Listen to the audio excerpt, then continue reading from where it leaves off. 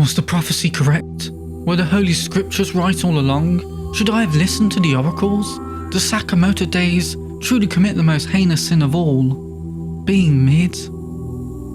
Well, the answer's sort of a yes and a no. Sakamoto Days tells the story of Taro Sakamoto, the legendary hitman, a man feared by all and admired by many. However, his entire life gets turned upside down when he sees a cute girl at the till of a convenience store. Of course, he falls in love instantly. He's just like me for real. So Sakamoto retires, in case you couldn't tell by his shirt, marries this beautiful lady, knocks her up, and then puts on a ton of weight like the big bone king that he is. Now Sakamoto spends his days running his own convenience store, likely out of respect to the convenience store gods who bequeathed him his lovely wife. However, as Mia Khalifa will tell you, it's not easy to escape your former profession, as Shin, his former hitman assistant, rocks up out of nowhere, begging him to return to his old life of brutally murdering, maiming, mutilating, and hurting other people. Obviously, he refuses. So despite his reservations and respect for his old master, Shin is forced to kill him.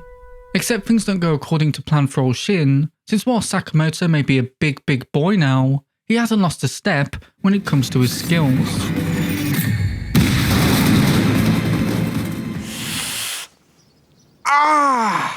Waking up in a comfortable bed, Shin is treated like part of the family, with them even giving him a warm meal. A meal so delicious that it brings him to tears and convinces him to leave Sakamoto alone. They do say that the way to a man's heart is through his stomach. Shin begs his boss to let Sakamoto live, which he agrees to as long as Shin kills himself. However, he forgot that Shin is a telepath and could hear his true plan to just kill them both, which results in a massive firefight. Listening in over a radio, Sakamoto understands the deal and arms himself. Working together, Sakamoto and Shin are able to defeat their assailants. I'm pretty sure they even killed a few of them, so that will have to be kept secret from the waifu. Before Shin can even explain what happened, an apron is tossed into his face. That's right, he is now a proud employee of the Sakamoto Quickie Mart, where they even pay extra for overtime. Add characters like Lou and Heisuke to the Pokédex and you end up with a full house. However, just because they've dealt with these guys doesn't mean that the story is over. No, it turns out that this was just the beginning, with many hitmen taking up the call to try and kill Sakamoto and earn a fat wad of cash. Sorry, I meant to say plus size wad of cash. That was insensitive of me. I apologise. Will Sakamoto and the other characters be able to handle the constant threat of assassination? Is Sakamoto's marriage hanging on a knife's edge? And will Sakamoto ever spontaneously lose weight? Find out all that and more in Sakamoto Days. Now, I don't know about the rest of you, but there was nothing that really stuck out to me as particularly controversial about this plot synopsis. In fact, the premise actually sounded kind of interesting, with this show feeling like the love child of John Wick and Spy Family.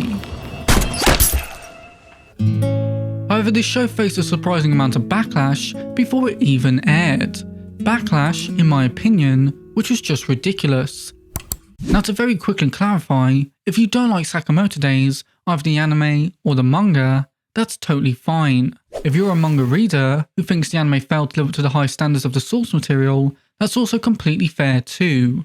What I'm criticising is not these opinions, but people who were shitting on the anime before it even had an opportunity to prove itself.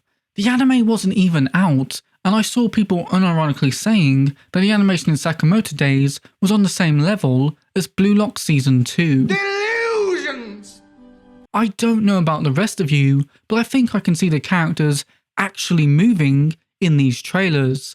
That is far more than what Blue Lock could do. It's crazy, because I think the animation in Sakamoto Days is actually pretty good. Is it good enough? Is it the level of animation that the manga deserves? Maybe not. That's down to your own subjective opinion. But it's certainly a lot better than what some people would have you believe, with the action being a real standout. these are some very unique and creative battles that the characters are going through. They're not the flashiest fights in anime, nor was I on the edge of my seat, but the anime does do a great job of showcasing the force of nature that is Taro Sakamoto, with the animation really conveying the weight and impact of Sakamoto's punches. TMS Entertainment is a decent studio. They're the same one that brought us works like Dr. Stone, Real Life, the Fruits Basket remake, Deep Grey Man, Kami-sama Kiss, Megalobox, Baki, Detective Conan, and all 4 seasons of Rent-A-Girlfriend. Maybe I shouldn't be defending this studio. No, my point is, TMS Entertainment is a decent studio, and they provided a decent adaptation of Sakamoto Days. Again, if you don't like that, then that's totally fair and understandable. But their negative response to Sakamoto Days before the first episode had even aired was, in my opinion, so overblown and hyperbolic that it made me really want this show to become a mega hit, to quote, prove the haters wrong. Which is why I'm a little sad to say that whilst I did enjoy my time with this series, I didn't love the anime and occasionally found myself a little underwhelmed by it. I said earlier that Sakamoto Days feels like a cross between John Wick and Spy Family. This comparison to Sakamoto Days no favours because it's nowhere near as strong as either of its hypothetical parents. I remember seeing loads of comments from manga readers stating that Sakamoto Days was Spy Family but good, or how it was a better version of Spy Family or Spy Family for adults. If we're just comparing the anime, then Spy Family runs circles around Sakamoto Days. And I say that as someone who isn't the biggest fan of Spy Family. I liked the first episode of this show, but it didn't hook me, whereas Lord and Anya had me from the very first interaction. I was never at any point eagerly anticipating the next episode drop. In fact, I was always more excited for both Solo Leveling and Orb, which aired on the same day.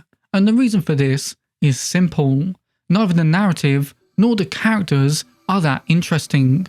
The story is quite repetitive for obvious reasons. This is literally a show about a bunch of hitmen trying to kill an obese dude. So of course, most of the episodes can be boiled down to X person tries to kill Sakamoto.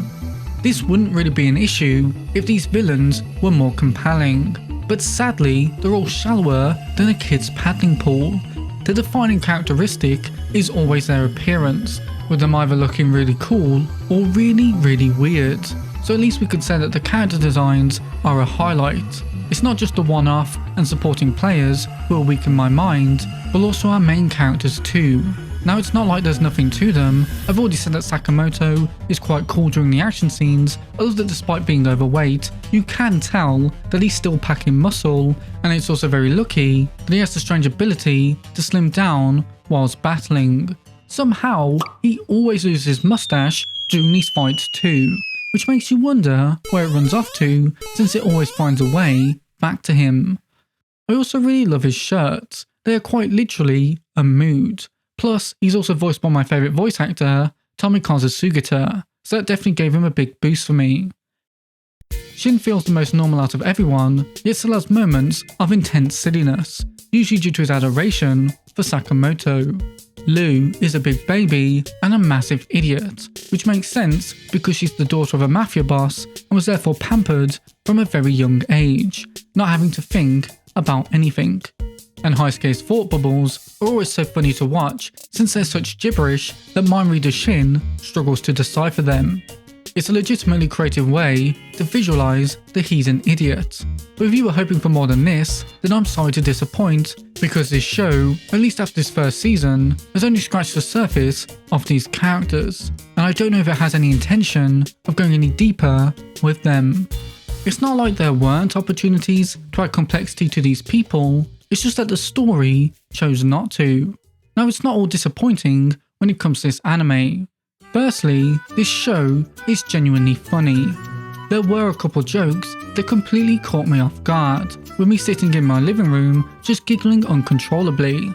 And secondly, whilst this series hasn't completely clicked with me right now, I could totally see it doing so in the future, as apparently, unless I'm mistaken, the manga does become more serious as it goes on, with there being hints in the anime up to this point of there being a potential shift internal trajectory. There's also the possibility that the animation vastly improves in future seasons, like how Solo Leveling Season 2 has been an upgrade above Season 1 in that department.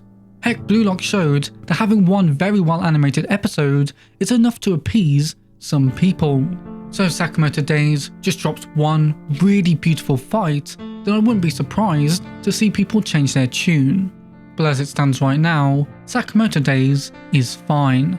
It's not mid, but in an era of anime where it feels like we're constantly getting new shows that are trying to push the boundaries of the medium, maybe fine just doesn't cut it anymore. Plus, if the manga really is as good as people said it is, then I can understand readers' frustrations, even if you should always wait and actually see how good something is, especially as this show does have its moments. But anyway, that's just what I think about Sakamoto Days. What about you? This has been a surprisingly controversial show, so I'd be interested to hear your thoughts on this anime down in the comments below. And whilst you're down there, do be sure to hit the like button, it really helps both me and the video out. And if you're feeling especially generous, then do consider subscribing. I'd love to have you become a regular viewer. But until next time, thank you so much for watching this video, I really appreciate it, and I hope to see you in the next one. Bye bye!